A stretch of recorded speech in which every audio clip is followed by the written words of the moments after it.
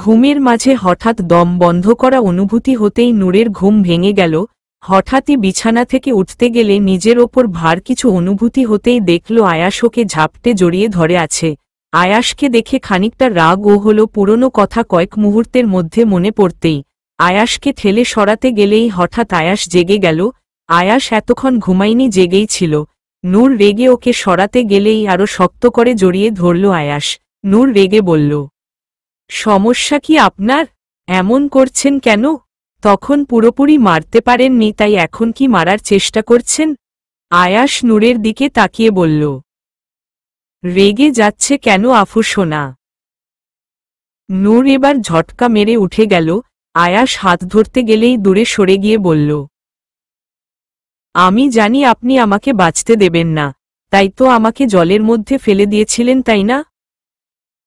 আয়াস মুচকি হেসে বলল, আচ্ছা আফু সোনা, আমি না হয় তোমার ক্ষতি চাই, কিন্তু তোমাকে তুলে আনলো কে?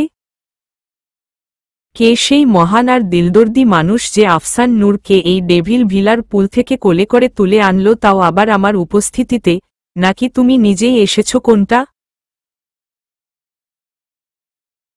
নূর আয়েশের কথাটা শুধু একটু ঘাবড়ে গেল আর ভাবতে লাগলো, সবটা সত্যিই তো। আজ ছাড়া এই বাসাতে কেউ নেই, তাহলে একমাত্র আয়েশই সেই যে ওকে জল থেকে তুলে আনবে। নূর ভাবলো আর ভেবে বুঝল যে আয়েশই ওকে সেখান থেকে তুলেছে আর এখন ওর কথার জালে ফাঁসাচ্ছে। তাই নূর ভাবলো তবুও আয়েশের কাছে হার মানবে না ও, নূর নিয়েই চলবে। নূর কথা ঘোরানোর জন্য বলল, আমি এই বাসায় আর এক মুহূর্ত আর থাকব না, আমি বসায় যাব। কথাটা বলে বিছানা থেকে নামতে গেলেই আয়াস ওর হাত ধরে কাছে টেনে বিছানায় শুইয়ে দিয়ে বলল, কোথায় পালাচ্ছ আফু সোনা? আমি কি তোমাকে যেতে বলেছি? নূর শুকনো বুক গিলে বলল, সরুন আমার কাছ থেকে, আমি আর এখানে এক মুহূর্তও থাকব না। আয়াস নূরের হাতের বাঁধন আলগা করে বলল, কটা বাজে খেয়াল আছে? রাত 2:30। নূর ঘড়ির দিকে তাকালো। হ্যাঁ, সত্যিই 2:30 বাজে, তাই চাইলেও এত রাতে নিজে যেতে পারবে না। নূর চুপটি করে রইল দেখে আয়াস বলল, পানিশমেন্টের কথা ভুলে গেলে? কথাটা শুনতাই নূর চমকে উঠল। পানিশমেন্ট হিসাবে তো আয়াস ওকে জলে ফেলে দিয়েছিল, তাহলে কি এখনো আবার তেমন কিছুই কি হতে চলেছে? কথাটা ভাবতেই নূরের মনে অজানায় ভয় দোলা দিতে লাগল। ভয় থমথমে গলায় বলল, কি পানিশমেন্ট? আয়াস খুব সুরেলা করে বলল, আমাকে নিজের মতো করে ভালোবাসতে হবে আজ, আর এটাই তোমার পানিশমেন্ট। কথাটা শুনে নূর অবাক হয়ে বলল, কি? আয়াস নূরের কোমরে আলতো করে স্লাইড করে বলল, জি, আর পানিশমেন্টের কোনো ছাড় নেই, তাই যে করেই হোক পূরণ করা চাই। নূর হালকা কাঁপা কাঁপা গলায় বলল, কি করতে হবে আমাকে? আয়াস মুচকি হেসে বলল, বললাম না কি করতে হবে? যাই হোক, তুমি যখন আবারও শুনতে চাইছো তখন বলতে তো হবেই। আমি বললাম যে অন্যদিন আমি নিজে থেকে তোমার কাছে আসি, নিজে থেকে তোমাকে ভালোবাসি, তাই আজ তুমি নিজে থেকে আমার কাছে আসবে। এই সহজ কথাটা তোমার মাথায় গেল না আফু সোনা? নূর বুঝতে পারল যে আয়াস ওকে ঠিক কি বোঝাতে চাইছে। লজ্জায় ওর লুকিয়ে মাটিছে লুটিয়ে পড়তে ইচ্ছা করছে। আর যাক হোক, একটা ছেলে যতটা সহজে একটা মেয়ের কাছে আসতে পারে, একটা মেয়ে অতটা সহজে একটা ছেলের কাছে যেতে পারে না। নূর কাঁপা কাঁপা গলায় বলল, দেখুন, আপনি অন্যায় আবদার করছেন, আমি এসব পারব না। আয়াস নূরের আরও কাছে এগিয়ে গিয়ে বলল, কোনো পারবে না আফু সোনা। আমি একজন এমন ডেভিল মানুষ হয়ে যদি তোমার এত কাছে যেতে পারি, তুমি কেন পারবে না? নূর চুপ করে চোখ বন্ধ করে আছে। আয়াস অবলীলায় এমন এমন কথা বলছে যা নূরের লজ্জার মাত্রাকে বাড়িয়ে দিচ্ছে ক্রমশ। আয়াস নূরের লজ্জা মিশ্রিত মুখ দেখে বলল, কি এত ভাবছ আফু সোনা? নূর পুনরায় চোখ বন্ধ রেখে বলল, দেখুন আমি পারব না। হঠাৎ আয়াস নূরের কপালে ঠোঁট ছুঁয়ে বলল, নাও তুমি আমাকে আমার কিস রিটার্ন করো। আয়াস চোখ বন্ধ করে আছে। নূর জানে যে আয়াস ওকে বলেছে কাজটা যতক্ষণ না করবে ততক্ষণ ওর নিস্তার নেই, তবুও শেষবারের মতো আয়াসকে একবার অনুরোধ করল, প্লিজ বোঝার চেষ্টা করুন, আমি পারব না। আয়াস এবার খানিকটা ভারী গলায় বলল, আমার কথা শুনবে কি না, ইয়ে স্বর্ণ। নূর এবার ওর মুখটা আয়াসের কপালের কাছে নিয়ে গিয়েও পিছিয়ে এলো। ভয় পাচ্ছে খুব, শরীরের মাঝে অস্থিরতা কাজ করছে, লজ্জা পাচ্ছে দ্বিগুণ। নূর ওর কাপা কাপা ঠোঁট দুটো আয়াসের কপালে হুট করে ছুঁয়ে দিয়ে দ্রুত দূরে সরে এলো। নূরের হার্টবিট বাড়ছে ক্রসম, আয়াসের প্রতি এক অজানা অনুভূতিও কাজ করছে তীব্র। আয়াস চোখ খুলে মুচকি হাসল। নূরের মুখ লজ্জায় লাল হয়ে আছে। আয়াস একটু কেশে বলল, ওকে, নাইস স্টার্টিং। যাই হোক, এবার সেকেন্ড স্টেপ। কথাটা বলে নূরের মুখটা ওর কাছে আনতেই নূরের নিঃশ্বাসগুলো আরো দীর্ঘ হতে লাগলো। আশ ওর ঠোঁট দিয়ে নূরের ঠোঁট ছোঁয়াতেই নূর হালকা কেঁপে উঠল। বেশ কিছুক্ষণ পর আশ সরে এসে মুখটা মুছে বলল, নাও ইটস ইউর টার্ন, শুরু করো। আয়াসের কথা শুনে নূর পারলে 2 কদম পিছিয়ে যাই। ভয় আর উত্তেজনায় ওর শরীর কাঁপছে। আয়াস নূরের হাত ধরে কাছে টেনে আনতেই নূর আয়াসের গায়ের ওপর গিয়ে পড়ল। নূর কোনো কিছু না ভাবে হঠাৎ আয়াসের ঠোঁটে জোরে কামড় বসালো। দ্রুত সরে এলো নূর। এবার আয়াস হয়তো ওকে রেগে চড় থাপ্পড় না মেরে দেই, কথাটা ভাবতে লাগলো। আয়াস নূরের দিকে শান্ত দৃষ্টিতে তাকিয়ে বলল, টেস্ট ইজ গুড আফু সোনা।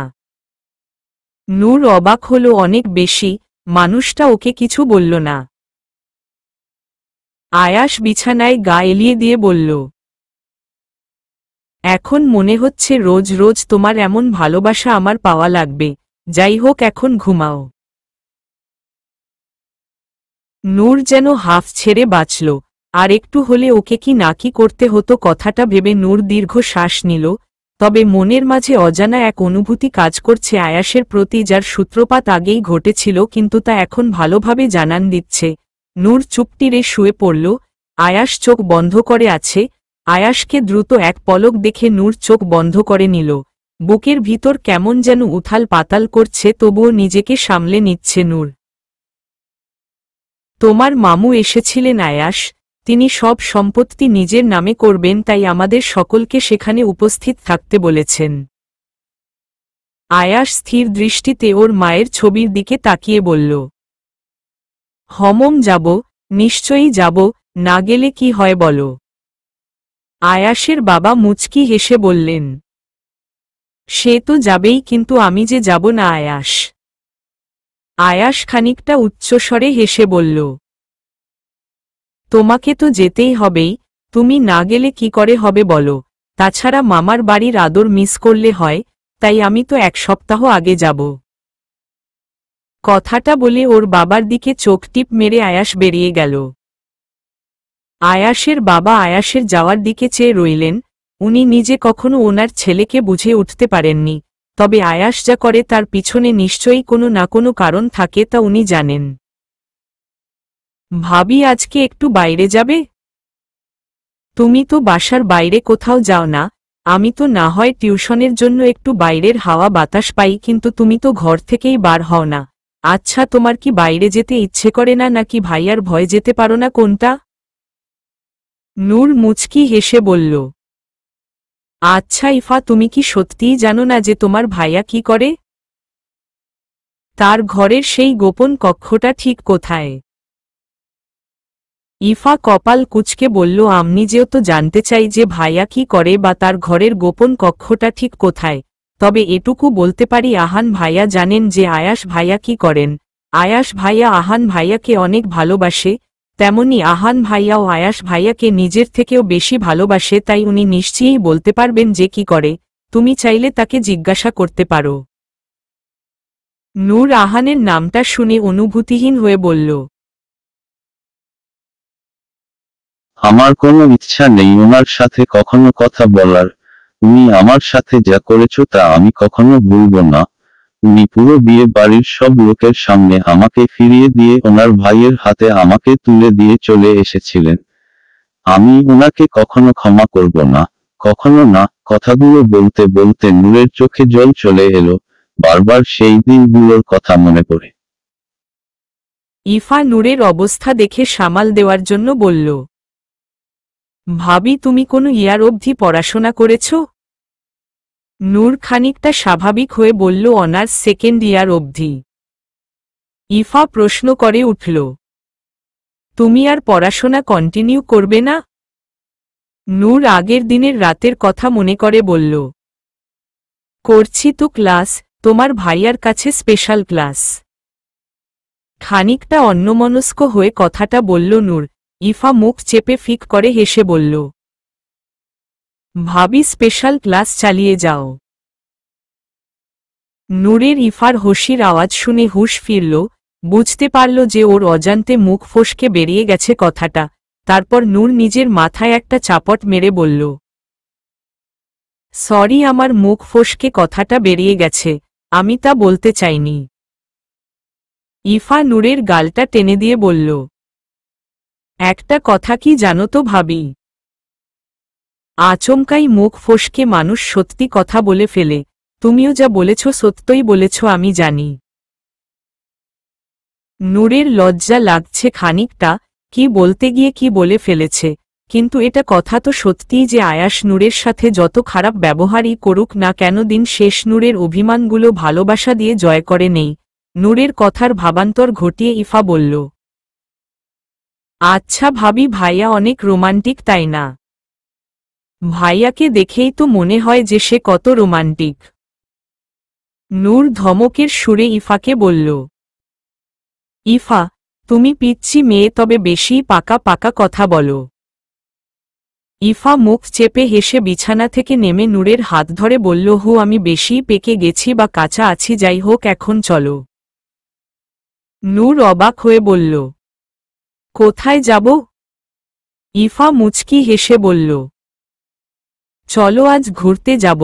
তুমি তো সারাদিন বাসায় বসে বসে বোর হও নিশ্চয়ই, তাই আজকে ঘুরতে যাব। নূর ভয়ার্ত কণ্ঠে বলল, না, কোথাও যেতে হবে না, বাসাতেই থাকব। তোমার ভাইয়া জানতে পারলে আমার হাত পা ভেঙে রেখে দেবে। তুমি গেলে যাও ইফা, আমি কোথাও যাচ্ছি না। ইফা কপাল চাপড়ে নূরকে আশ্বস্ত করে বলল, আরে ভাবি, ও ভয় পাও কেন বলো তো? ভাইয়াই বলল তোমাকে ডেকে আনতে, ঘুরতে যাবে সে তোমাকে নিয়ে। নূর অবাক হয়ে বলল, সত্যি নাকি তুমি মিথ্যা বলছ? উনি নিজে বলেছেন। ইফা নূরের হাত ধরে টাতে টাতে জানালার কাছে নিয়ে গিয়ে বলল, দেখ ভাইয়া গাড়িতে হেলান দিয়ে দাঁড়িয়ে আছে, বেশি দেরি করো না আবার, ভাইয়া কিন্তু রেগে যাবে বলে দিলাম। নূর দেখল আয়াস গাড়িতে হেলান দিয়ে দাঁড়িয়ে আছে, শার্টের ওপরের দিকে দুটো বোতাম খোলা, কানে ফোন নিয়ে দাঁড়িয়ে আছে, বোঝা যাচ্ছে কারোর সাথে কথা বলছে। নূর আয়াসের দিক থেকে চোখ ফেরাল। ইফা বলল, দেখেছ? বিশ্বাস হয়েছে তো এবার? এখন তাড়াতাড়ি চলো, না হলে ভাইয়া রেগে যাবে। ইফা নূরকে আর কিছু বলার সুযোগ না দিয়ে নিচে নিয়ে গেল। নূর একটা লাল টুকটুকে শাড়ি পরে আছে, চুলগুলো খোলা, আর চোখে কাজল। নূর সব সময় কাজল পরতে ভালোবাসে, তাই অল টাইম পরে থাকে। নূরের এই অতি সাধারণ লুকটাই আয়াসের কাছে অনেক প্রিয়। নূর আয়াসের সামনে দাঁড়িয়ে আছে, ইফা এখনো ওর হাত ধরে আছে যেন ও বাচ্চা মেয়ে আর ওকে ছেড়ে দিলেই পালাবে। ওরা দুজন দাঁড়িয়ে আছে, আয়াস ওদের দুজনের দিকে একবার তাকিয়ে চোখ ফিরিয়ে নিল, ফোনে বলে উঠল, yes darling, I will call you back, take care yourself, love you. কথাটা শুনতাই নূর চমকে উঠল। কই আয়াস তো আজ অবধি কখনো ওকে ভালোবাসি কথাটা বলেনি, তবে এই মেয়েটাকে কত সহজেই ডারল আর আই লাভ ইউ বলল। কথাটা ভেবে নূরের মনের মাঝে সুপ্ত এক রাগানুভূতি হল, তবুও নিজেকে বুঝতে দিল না। আয়াস কলটা কেটে বলল, উঠে বসো। ইফা পিছনের সিটে উঠে বসল। নূর ও ইফার সাথে বসতে গেলেই আয়াস ওর হাত ধরে আটকে বলল, তুমি কোথায় যাচ্ছ? কথাটা শুনে নূর কেঁপে উঠল, তাহলে কি আয়াস ওকে নিয়ে যাবে না? শুধুই কি ইফাকে নিয়ে যাবে? কথাটা ভেবে নূরের চোখে জল চলে এলো নিমেষেই। আয়াস হাত ধরে খানিকটা কাছে এনে বলল, আমার পাশে বসবে তুমি, পিছনে কেন বসছ? By the way looking hot, কথাটা বলে চোখ টিপ মেরে নূরকে ছেড়ে দিয়ে ড্রাইভিং সিটে গেল আশ। নূর মনের মাঝে একটু শান্তি অনুভব করল। নূর গিয়ে আশের পাশে বসল। আশ লুকিং গ্লাসটা ঠিক করে নিজেকে দেখে নিয়ে নূরের দিকে ঘোরালো যাতে নূরকে ভালোমতো দেখা যায়। নূর আজ অনেক দিন পর কোথাও ঘুরতে যাচ্ছে। মনটা একদম তরতাজা লাগছে। আশ কিছুক্ষণ পর পর নূরে দেখছে। নূর তা খেয়াল করতেই ওর নিজের কেমন একটু ইতস্তত বোধ হচ্ছে। ইফা মাঝে মাঝে এটা ওটা বলছে ওদেরকে। প্রায় 20 মিনিট পর আয়াস ধানমন্ডির একটা পার্কের সামনে এসে গাড়ি থামালো। ওরা গাড়ি থেকে নামতেই নূর আর ইফা নামল। পার্কের ভিতর কত মানুষজন, কত বাচ্চারা খেলা করছে, কত নতুন দম্পতি বসে আছে, কত প্রেমিক প্রেমিকা ছবি তুলছে, হাওয়াই মিঠাই খাচ্ছে। আয়াস নূরের হাতটা মুঠিবদ্ধ করে বলল,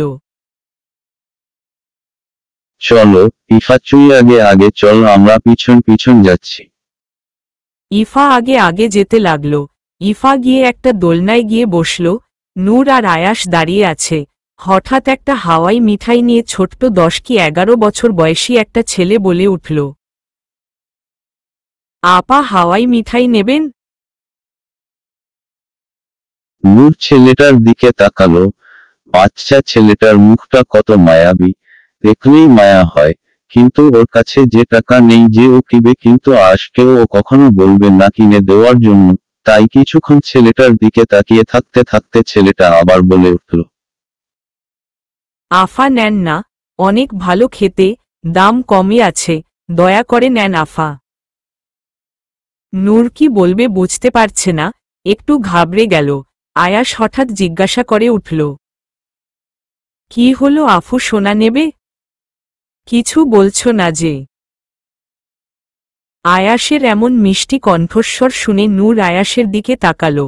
আয়াসকে আজকে একদম অন্যরকম লাগছে। কি নিষ্পাপ আর কত সহজ সরল, যার মুখে আছে একরাশ মায়া, যে মায়াতে সহজেই জড়িয়ে যাওয়া যায়। নূর আয়াসের দিকে তাকিয়ে রইল, বেশ অনেকক্ষণ তাকিয়ে রইল। আজ কেন জানি না মানুষটাকে বোঝার ইচ্ছে যাচ্ছে প্রবল। নূর আয়াসকে নিয়ে আকাশ পাতাল ভাবছে, তখন আয়াস একটা হাওয়াই মিঠাই নূরের সামনে ধরে বলল, নাও। নূরের ঘোর যেন হঠাৎ ভেঙে গেল। আয়াসের হাতে হাওয়াই মিঠাইটা দেখে চমকালো না, বরং একরাশ ভালো লাগা কাজ করল। তাহলে কি মানুষটা দিনকে দিন ওর কাছে সহজ হয়ে যাচ্ছে, নাকি সে নিজেকে আর রহস্যময় হিসাবে নূরের সামনে ধরা দিচ্ছে না, কোনটা? নূর হাওয়াই মিঠাইটা নিতে যাবে, তখনই কেউ খপ করে হাওয়াই মিঠাইটা নিয়ে পিছন থেকে আয়াসকে জড়িয়ে ধরল। নূরের চক্ষু চড়কগাছ। আয়াস পিছন ঘুরে দেখে একটা মেয়ে, যে আয়াসের ক্লাসমেট সেরিনা।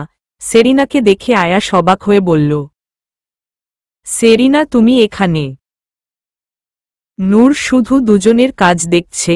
মেয়েটার এমন কাজে নূর ভেবেছিল আয়াস হয়তো তাকে কয়েকং চড় থাপ্পড় মেরে দেবে, কিন্তু না। আয়াস কিছু বলল না, উল্টে মেয়েটাকে দেখে আরও উচ্ছ্বাসিত হয়ে গেল। নূরের একটু রাগ লাগছে মেয়েটার ওপর, তাছাড়া মেয়েটা ওর হাওয়াই মিঠাইটা কেড়ে নিয়েছে। আয়াস খুশি হয়ে বলল,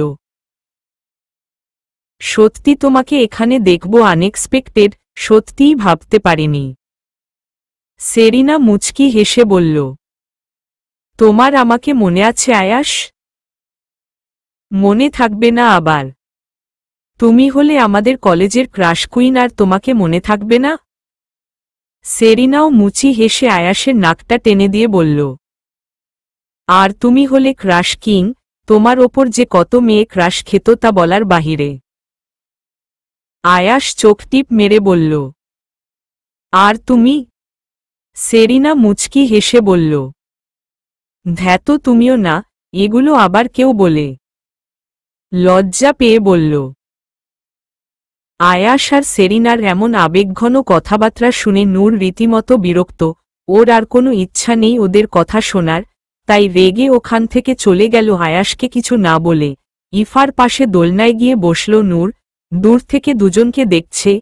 সেরিনাকে দেখে ওর রাগ বাড়ছে, আয়াসের প্রতি রাগটা চপা অভিমানে পরিণত হচ্ছে ক্রমে ক্রমে। সেরিনা নূরকে চলে যেতে বলল। ওই মেয়েটাকে চিনলাম না তো। আয়াস পাশ ফিরে দেখল নূর নেই, তারপর পিছন ঘুরে দেখল নূর একমনে দোলনা চড়ছে। আয়াস নূরের থেকে নজর সরিয়ে বলল। কেমিস্ট্রির ভাষায় আমার অক্সিজেন, আর বায়োলজির ভাষায় আমার হার্ট, লিভার, কিডনি এভরিথিং, আর আমার ভাষায় মাই লাইফ।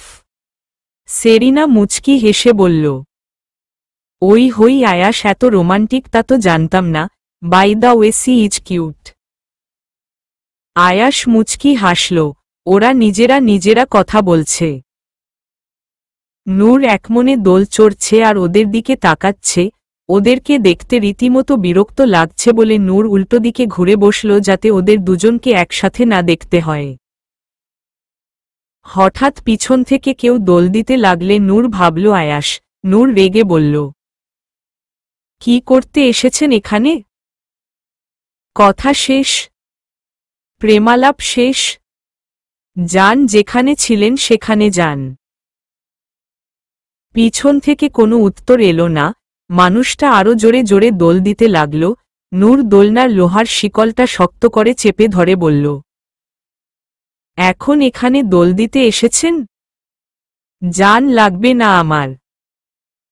এবার খুব বেশি গতিতে দোল দিতে লাগলে নূর নিজেকে শক্ত করে দোলনায় আটকে রাখার চেষ্টা করল।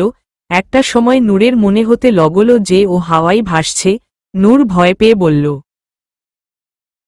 কি হচ্ছে টা কি থামান বলছি, আমার ভয় লাগছে। আর এত জোরে দোল দিচ্ছেন কেন? থামান বলছি। তবুও মানুষটার থামছে না। এদিকে নূর মুখ থুবড়ে মাটিতে পড়ে যাওয়ার উপক্রম। ভয়ে হাত পা ঠান্ডা হয়ে আসছে। এই বুঝি পড়ে গিয়ে পাঁচিলের সাথে ধাক্কা খায়।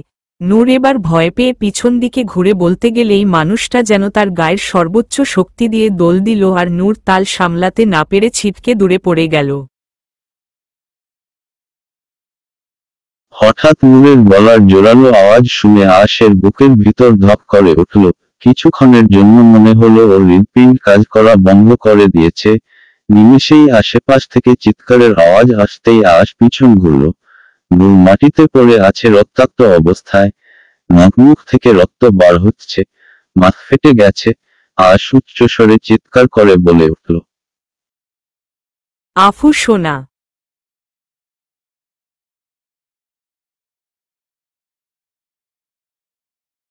নূরের হাত ধরে বসে আছে আয়াস।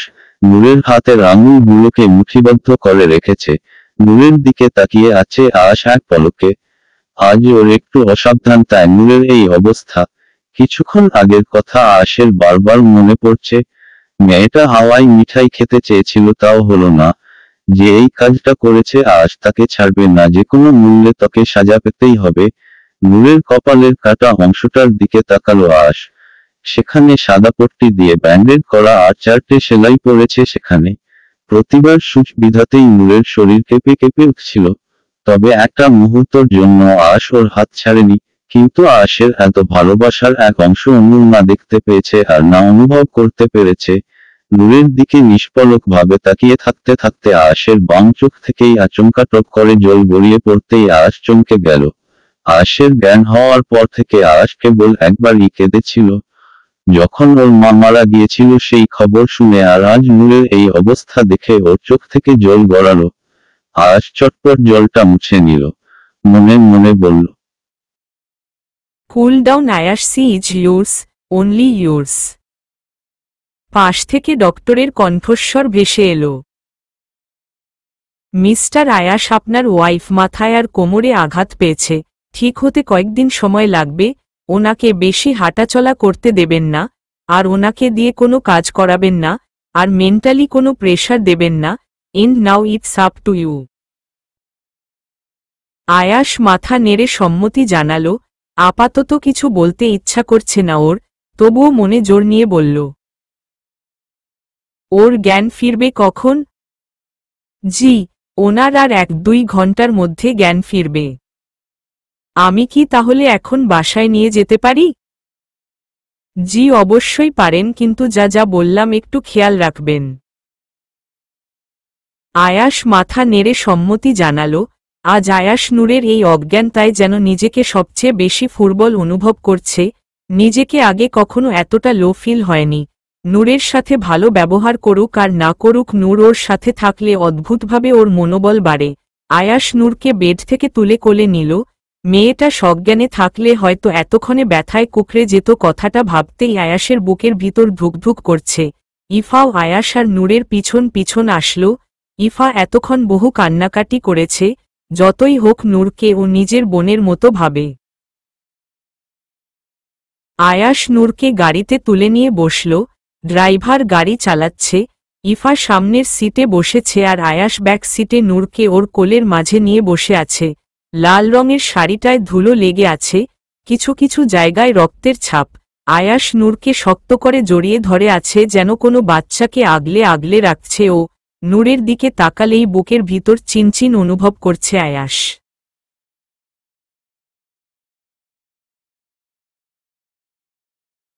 নূরকে বিছানায় শুইয়ে দিল আশ। আশেপাশে সবাই ওকে ঘিরে ধরে দাঁড়িয়ে আছে। ইফার চোখ কেঁদে কেঁদে ফুলে গেছে। আয়াসের খালাম্মু মানে ইফার মা নূরের পাশে বসে নূরের মাথায় হাত বুলিয়ে দিচ্ছে। ওনার চোখেও জল। মেয়েটাকে কে এমন ভাবে ধাক্কা মারল কেউ বুঝতে পারছে না। ইফা দেখেছিল একটা লোক দৌড়ে পালাচ্ছে যখন নূর মাটিতে পড়ে গেছে। তার মুখটা ঢাকা ছিল, তাই ইফা ওনার মুখটা দেখতে পায়নি। আহান দূরে দাঁড়িয়ে আছে। আয়াসের বাবা, তিনি আজ এত বছর পর নূরের জন্য ঘর থেকে বার হয়ে এসেছেন। উনি বসে আছেন সোফাতে। মেয়েটার প্রতি ওনার মনে মায়ার পাহাড় গড়ে উঠেছে। নূর প্রতিদিন সকাল বিকাল ওনার ঘরে গিয়ে ওনার খাবার দিয়ে আসতো। খুব ব্যস্ত না থাকলে মাঝে মাঝে ওনার সাথে গল্পও করত। উনিও কাঁদো কাঁদো চোখে তাকিয়ে আছেন নূরের দিকে। আশ এখনো নূরের হাত ধরে আছে। হঠাৎ আশ কিছু বলতে যাবে, তখনই আহান বলল, ওই তো নূরের জ্ঞান ফিরেছে। কথাটা শুনে আয়াস নূরের দিকে তাকালো। নূরের চোখ দুটো পিটপিট করছে। আহান ছুটে যেতে গেলেও আয়াসের আফু সোনা ডাক শুনে পিছিয়ে গেল। আয়াস উত্তেজিত হয়ে বলল, এই আফু সোনা, ঠিক আছো তুমি? আফু সোনা। নূর কিছুক্ষণ সবকিছু ঝাপসা দেখলো, তারপর আস্তে আস্তে সবার মুখ ওর কাছে স্পষ্ট হতে লাগলো। আশের গলার আওয়াজ ওর কানের কাছে এসে বাজছে। নূর কথা বলতে পারছে না, চুপ করে আছে। আশ এবার নূরকে বিছানা থেকে তুলে নিজের বুকের মাঝে আগলে নিল। নূরের শরীরের তীব্র ব্যথার কথা ওর হয়তো মনে নেই। নূর আয়াসের বুকে মাথা রাখতেই আয়াসের হৃদস্পন্দন শুনতে পেল। মানুষের হৃদগতি যত থাকে তার তুলনায় অতি দ্রুত হারে হৃদস্পন্দন চলছে। হঠাৎ নূর শরীরে তীব্র ব্যথার অনুভব করায় জোরে চিৎকার করে কেঁদে উঠল। নূরের কান্নার আওয়াজ শুনে আয়াসের মনে হল যে নূরের সমগ্র শরীর জুড়ে ব্যথা, তাই দ্রুত নূরকে বিছানায় শুইয়ে দিল। নূর গলা ছেলে কাঁদছে। আয়াস হয়তো ওর শরীরের যন্ত্রণাটাকে আরো দ্বিগুণ করে দিয়েছে। নূরকে এমন কাঁদতে দেখে আহান বলে উঠল, কি করছিসটা কি? ওর অবস্থা কি তুই ভুলে গেছিস? এমনি শরীরের অবস্থা খারাপ, তার ওপর তুই। আহনের কথাটাই মুহূর্তে যেন আয়াসের সহ্য হল না। আয়াস চিৎকার করে বলল, ওর সাথে যা করার আমি করব, ওর ক্ষতি করতে হলেও আমি করব, ওর ভালো করতে হলেও আমি করব। তোমরা আমাকে বোঝাতে এসো না। ও আমার বউ, আমার দায়িত্ব। যাও এখান থেকে, ওর অবস্থা আমাকে বুঝে নিতে দাও। আহানের গলা ধরে এলো। ও খুব সাধারণভাবে বলেছিল, আর তাতে আয়াস এভাবে রিয়্যাক্ট করবে তা ও ভাবেনি। ইফার মা আহানের অছে এসে বলল,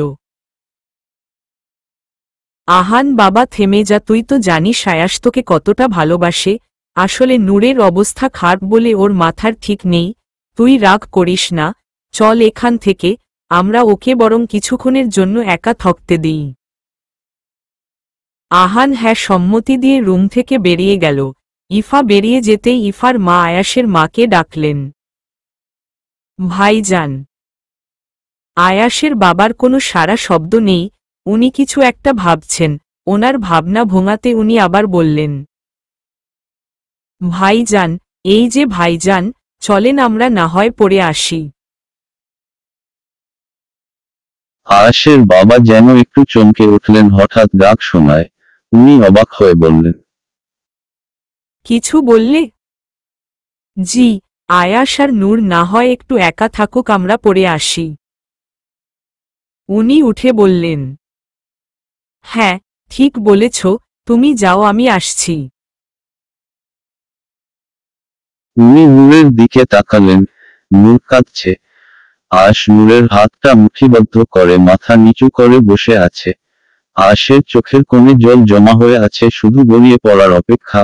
উনি ওনার ছেলের মুখের দিকে তাকিয়ে তৃপ্তির হাসি দিয়ে আয়াসকে বললেন, আমার নূর মায়ের খেয়াল রাখিস বাবা। আয়াস কেবলমাত্র মাথা নাড়িয়ে হ্যাঁ সম্মতি জানালো। কথা বলতে গেলেও একটু শক্তির প্রয়োজন হয়, যা আয়াসের মাঝে নেই। উনি বেরিয়ে গেলেন। নূর এখন জোরে কাঁদছে, থামার নাম নেই। ওকে দেখে মনে হচ্ছে যেন ওর ওপর তীব্র অত্যাচার করা হয়েছে, তাই এমন কান্না করছে। আয়াস মুখ উঠিয়ে নূরের দিকে তাকালো। নূরের চোখের কোণা বেয়ে অনবরত জল গড়িয়ে পড়ে বালিশ ভিজছে। আয়াস হালকা কণ্ঠ বলল, এই আফু সোনা, চুপ করো না প্লিজ। আমার বুকের মাঝে কেমন জানি হচ্ছে, তা তুমি কি বোঝো না? নূরের কান্নার মাত্রা তীব্রতর হল। আয়াস আর সহ্য না করতে পেরে জোরে ধমক দিয়ে বলল, এই মেয়ে, থামছ না কেন? চুপ করতে বলেছি না? আমার এই কান্না সহ্য হচ্ছে না, তা কি বুঝতে পারছো না?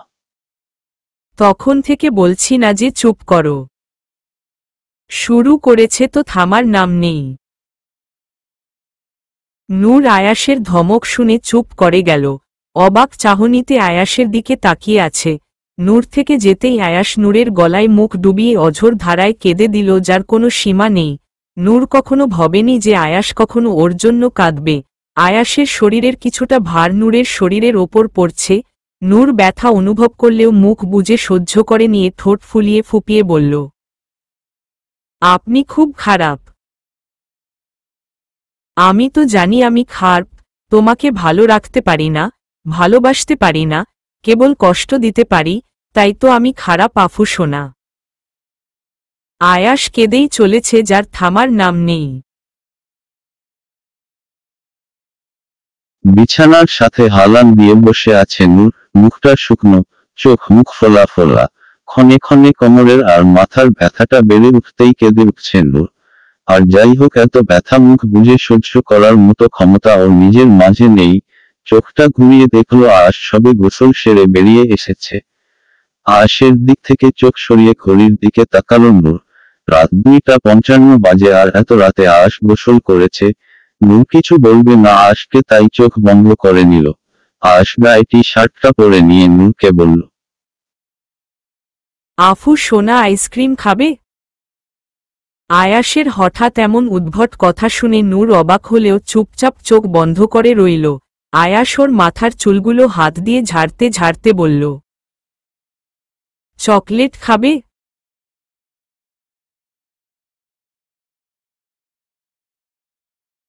আয়াসের এত আবদার শুনেও নূরের মাঝে কোনো পরিবর্তন নেই দেখে আয়াস নূরের দিকে এক পলক তাকিয়ে বেরিয়ে গেল রুম থেকে।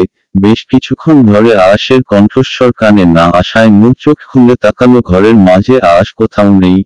নূর মাথাটা হালকা ঘুরিয়ে এদিক ওদিক তাকিয়ে খানিকক্ষণ আয়াসকে খোঁজার চেষ্টায় ব্যর্থ হলো। খুঁজে না পেয়ে পুনরায় চোখ বন্ধ করে ঘুমানোর চেষ্টা করলো। প্রায় 30 মিনিট পর শরীরে ঠান্ডা কিছু অনুভব হওয়ায় নূর চমকে গেল। আচমকাই চোখ খুলতেই দেখলো আয়াস ওর কোলের ওপর দুটো আইসক্রিমের বক্স আর 5টা চকলেট রেখে দিয়েছে। নূর আয়াসের দিকে তাকাতেই দেখলো আয়াস মাথা নিচু করে আছে আর মুখটা থমথমে, চোখ দুটো লাল। একটা মানুষ অতিরিক্ত কান্না করলে যেমনটা হয় ঠিক তেমনই। নূর আরো গভীরভাবে আয়াসের দিকে তাকিয়ে বোঝার চেষ্টা করলো। আয়াস মাথা তুলছে না, চোখ জোড়া লেন্স বিহীন আর বাদামি চোখে লাল আভা। নূর আয়াসের এমন অবস্থা দেখে খানিকটা শিউরে উঠল। কই, মানুষটা তো এতক্ষণ ঠিক ছিল, তাহলে হঠাৎ কি হলো? কথাগুলো ভাবতে ভাবতেই আয়াস আইসক্রিম আর চকলেটগুলো নূরের কোলের ওপর রেখে কণ্ঠটা বেশ স্বাভাবিক করার চেষ্টা করে বলল, আফু সোনা, আমি এই রুমে থাকলে তোমার হয়তো অসুবিধা হবে, আমি পাশের রুমে আছি, তোমার কোনো দরকার থাকলে আমাকে কল করে নিও। আয়াসের কথা শুনে নূরের মনে এক অজানা আশঙ্কার সৃষ্টি হল, তাহলে ওর ধারণটাই কি ঠিক? মানুষটা কি ওর থেকে দূরে সরে যেতে চাইছে, তাই জন্যই কি ওর এই অবস্থায় ওকে একা ফেলে রেখে চলে যাচ্ছে? নূর খুব ভালোভাবেই জানে যে ওর সাথে যা হয়েছে তাতে আয়াসের কোনো দোষ নেই, এমনকি ওকে যে ধাক্কা মেরে ফেলে দিয়েছে তার মুখটা নূর সম্পূর্ণরূপে দেখতে না পেলেও অল্প অল্প দেখতে পেয়েছে। তার মুখটা একটা রুমাল দিয়ে বাঁধা ছিল। নূর সহজে আয়াসের কাছে ধরা দেবে না। আয়াসের জন্য ওর মনে সুপ্ত অভিমানের সৃষ্টি হয়েছে, আর তা হয়তো আয়াসকে সেরিনার সাথে দেখেই হয়েছে। সেরিনার সাথে নূর আয়াসকে কল্পনা করতে পারে না। ওর মনে এই কয়েকদিনে আয়াসের জন্য আলাদা এক অনুভূতি নর আগমন ঘটেছে। আয়াস নামক মানুষটা এখন প্রিয় মানুষের তালিকায় নাম লিখিয়েছে, তাই প্রিয় মানুষদেরকে অন্য কারোর সাথে সহ্য করা বড্ড কষ্টকর একটা কাজ। আয়াস ওর পকেট থেকে একটা ফোন বার করে নূরকে দিয়ে বলল, এই নাও, এটা তোমার ফোন, আগেরটা তো আমি ভেঙে দিয়েছিলাম, এটা তোমার জন্য, এতে আমার নাম্বার সেভ করা আছে আয়াস বলে, তাই কোনো দরকার হলে আমাকে কল করে নিও, আমি পাশের রুমে আছি। কথাটা বলে আর এক মুহূর্ত আয়াস আর দেরি না করে বেরিয়ে গেল। নূরের বারবার বলতে ইচ্ছা করছিল যে একটা বার থেকে যান না।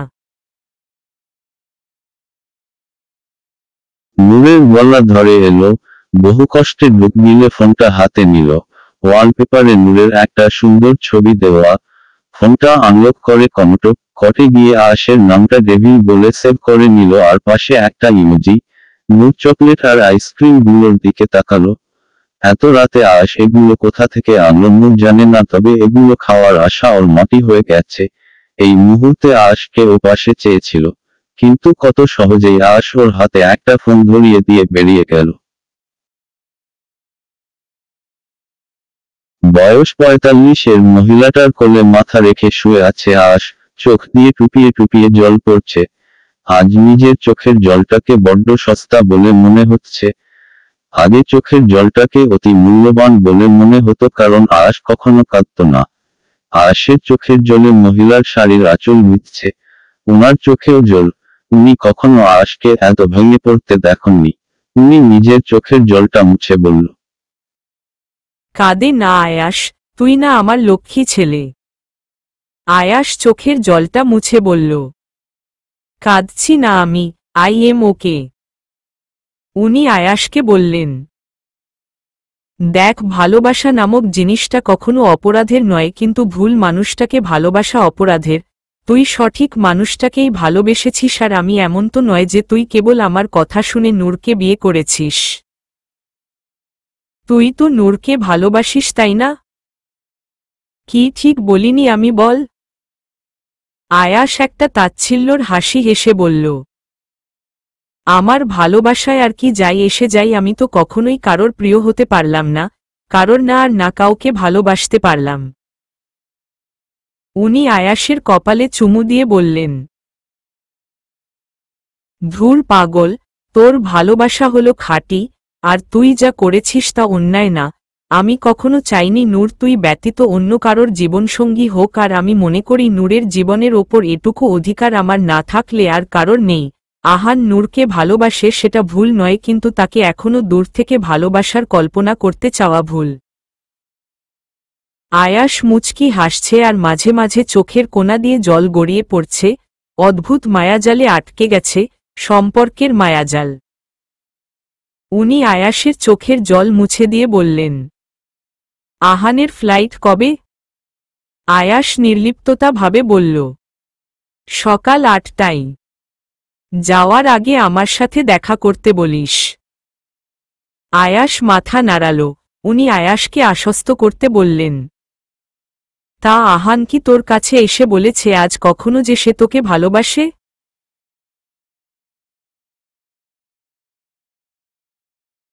না, ভাইয়া আমাকে কখনোই বলেনি, এমনকি তার কথায় কখনো আমাকে বুঝতেও দেয়নি। আমি যখন ভাইয়াকে প্রথম বলেছিলাম যে আমি নূরকে বিয়ে করতে চাই, কিন্তু আমার সাথে নূরের বিয়ে করার কথা নূরের বাবা কখনোই মানবে না, তাই আহান ভাইয়াকে নূরের সাথে বিয়ের অভিনয় করতে হবে, তখনও ভাইয়া নূরকে ভালোবাসতো না। নূরের জীবনে আমি প্রথম এসেছি, তবুও সেটা বড় কথা নয়। বড় কথা হলো ভাইয়া নূরকে ভালোবাসতো, সেটা কখনো আমাকে বুঝতে দেয়নি। আজ একটা জিনিস বুঝলাম, আমি হয়তো ভাইয়াকে ভালোই বাসতে পারিনি। ভাইয়া নিজের সব ভালোবাসা আমার প্রতি উজাড় করে দিয়েছে, কিন্তু আমি পারিনি। আমার কথা রুখতে একবারও অমত করেনি। নিজের ভালোবাসা নূরকে আমার কাছে তুলে দিয়েছে আমার একবার চাওয়াতেই, কিন্তু আমি তার জায়গায় থাকলে নূরকে তার হতেই দিতাম না কখনো। আমি মানুষটা বড্ড স্বার্থপর। উনি আয়াসের কথা শুনে কান্না করে দিলেন আর আয়াসের গালে হাত রেখে বললেন, না, আমার আয়াস স্বার্থপর হতেই পারে না। আমার আয়াস আমার নূরকে ভালোবাসে, আর নূর এই পৃথিবীতে এসেছে শুধুমাত্র আয়াসের জীবনসঙ্গী হিসাবে, অন্য কারোর জন্য না। আল্লাহ আহানের জন্য অন্য কাউকে রেখেছেন। আয়াস থমথমে গলায় বলল, আমি হয়তো নূরকে জোর করে পাওয়ার চেষ্টা করেছি। এটা তোর ভুল ধারণা আয়াস। সৃষ্টিকর্তা যাকে যার জন্য সৃষ্টি করে সে কেবল তারই হয়। সৃষ্টিকর্তা ব্যতীত কারোর সাধ্য নেই তাদের আলাদা করার। আয়াস মাথা নিচু করে আছে, মনের মাঝে কাজ করছে একরাশ অপরাধবোধ। আয়াস এবার উঠে দাঁড়াল। ওকে দেখে মহিলাটি বললেন, কোথায় যাচ্ছিস? ভাইয়ার কাছে। প্লিজ তুমি আমাকে আটকিও না। কথাটা বলে আয়াস বেরিয়ে গেল। উনি ছলছল চোখে তাকিয়ে বললেন, সেদিন যদি তোমার সেই সুপ্ত লোভটাকে আটকাতে পারতাম তাহলে আজ কারোর জীবনে এত জটিলতা আসত না। কোনোদিনও ক্ষমা করব না তোমাকে। রাত 4:25। দরজার দিকে চেয়ে আছে নূর। বারবার মনে হচ্ছে এই বুঝি আশ আসবে, এই বুঝি আশ আসবে, কিন্তু প্রায় 1 ঘন্টা হয়ে গেল তবুও আশ আসলো না। নূরের ভীষণরকম কান্না পাচ্ছে। আজ শারীরিক অবনতির জন্য জড় বস্তুর মতো বসে আছে ও। আইসক্রিম চকলেট কোনটা ছুঁয়ে অবধি দেখেনি। হঠাৎ কারোর পায়ের আওয়াজ পেয়ে নূর চোখটা মুছে নিয়ে ঘুমিয়ে থাকার ভান করতেই আশ রুমে ঢুকলো। নূরকে ঘুমিয়ে থাকতে দেখে আশ আর ওকে ডাকলো না। সোফাতে গিয়ে শুয়ে পড়ল। নূর এক চোখ পিটপিট করে দেখার চেষ্টা করলো। আশ শুয়ে আছে। হঠাৎ নূর আহ করে চেঁচিয়ে উঠতেই আশ ছুটে এসে বলল, কি হয়েছে আফু সোনা, ব্যথা পেয়েছ? নূর আয়াসের দিকে ছলছল চোখে তাকিয়ে বলল, আমি ওয়াশরুম যাব। আয়াস নূরকে কোলে করে ওয়াশরুমে নিয়ে গেল। ওয়াশরুম থেকে ফিরে নূরকে খাটে শুয়ে দিয়ে আয়াস ওর পাশে বসতেই নূর জিজ্ঞেস করল, বসে রইলেন যে, যাবেন না অন্য রুমে? নাকি প্রেমিকা ঘুমিয়ে পড়েছে তাই এখন আর তার সাথে কথা বলতে পারবেন না? আয়াস নূরের প্রশ্ন উপেক্ষা করে বলল, তুমি কাউকে ভালোবাসো আফু সোনা? নূর খানিকক্ষণ আয়াসের দিকে চেয়ে রইল, তারপর কিছু না বলে চোখ বন্ধ করে ঘুমাতে নিলেই আয়াস আবার বলল, বলো কাউকে ভালোবাসো কি? ইয়ে স্বর্ণ। নূর চুপ করে আছে।